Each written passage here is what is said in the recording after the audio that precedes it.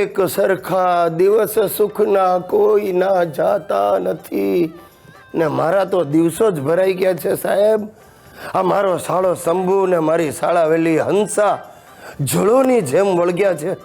આ ગઈકાલે હંસલી મારી હારે જોગિંગ પર આવી ગાર્ડનમાં 5 ગ્લાસ જ્યુસના ઠોકી ગઈ અને ઘરે આવીને તપેલી ભરીને બટાટા પૌવા ઝાપટી ગઈ.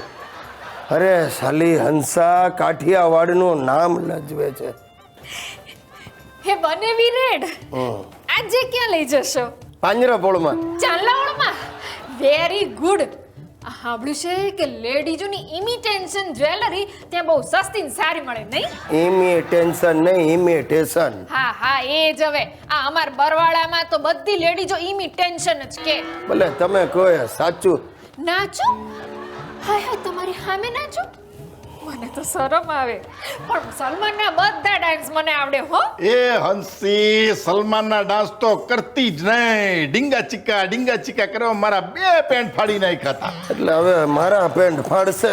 ના ના ગિરીશ કુમાર, તમે હું અમે એટલા નોટી નથી હો. એ હંસા જવા દે બધી વાત. આજના પ્રોગ્રામની વાત કરને. પ્રોગ્રામ ટુડે ને એ ટુડે તો મંત્રી પ્લેસ જોવા જ જઈશું. મંત્રી પ્લેસ? ઓહો, એટલે તમારે ગાંધીનગર જવું જ મંત્રીઓના બંગલા જોવા? બનેવી લાલ એટલે એને મસ્ત થિયેટરમાં પિક્ચર જોવા જાવું છે. પિક્ચર એટલે મલ્ટીપ્લેક્સમાં જવું? હા હા ઈ એ ત્યાં જઈને મોટા તબડકા ભરીને ધાણી ખાવી છે ને પવાલા ભરીને શરબત પીવા છે. બાપનો માલ શરબત પીવા. આ મલ્ટીપ્લેક્સની ટિકિટ કેટલાની આવે? પોપકોર્ન ને કોલ્ડ ડ્રિંક, આનો ખર્ચો કેટલો થાય ખબર છે? કદાચ 300 રૂપિયા જેવો હા. થાય. એટલે તો તમને કહીએ છીએ. બોલો. બનેવીલાલ મેં હું તું ને કે ગીરે પાકીટ ભૂલી ગયો.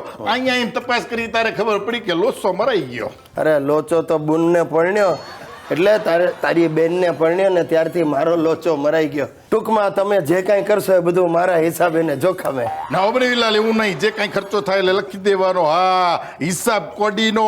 બાકી તમે જતી વખતે 2-5 હજાર દેવા તો દઈ દેજો. ગીરે જઈને મોકલાઈ દેશું. હે ને હંસી? હાસ તો આજ સુધી કોના દીદાન તમ રહી ગયા? ચાલ ગિરીશિયા, હું કથામાં જાઉં છું. તારા દાદા તો વહેલા ઉઠી અને પેલી લાઈનમાં ગોઠવાઈ ગયા. અરે બાપા, તમે ને દાદાએ જે આ ધાર્મિક લાઈન પકડી છે ને એમાં મારી કથા ઉઠી જશે. 15-20 ડોસલીઓને ભેગી કરીને ભજન સંધ્યા કરો છો, પછી 500 રૂપિયાના પ્રસાદ ખવડાવીને પાર્ટી કરો છો. અરે પણ હું ડોશીઓ અરે વાત કરું એમાં તારા પેટમાં હેનું તેલ રેડાઈશ? અને 500 રૂપિયા આપી અને આવા સત્સંગનો લાભ તો મળે છે? તગારાનો સત્સંગ? તમારો લે ભાગુ બાવો હિન્દી ફિલ્મના ગીતો ઉપર ભજનો ગાય ને ડોસલીઓ બધી આઈટમ નંબર કરે અને સત્સંગ કહેવાય કે કુસંગ? અરે ચૂપ રે. અમારા સત્સંગમાં વચ્ચે તારે બોલવાની કોઈ જરૂર નથી. અરે તારા દાદા પણ સત્સંગમાં જઈને લાલ બુંદી જેવા થઈ ગયા. અરે પણ એ બુંદી ઘરે આવીને રાતના 2 વાગ્યા સુધી મારી પાસે પગ દબાવડાવે છે. અરે પણ ભગવાનનું નામ લેતા લેતા ઉપર જવામાં ખોટું શું છે?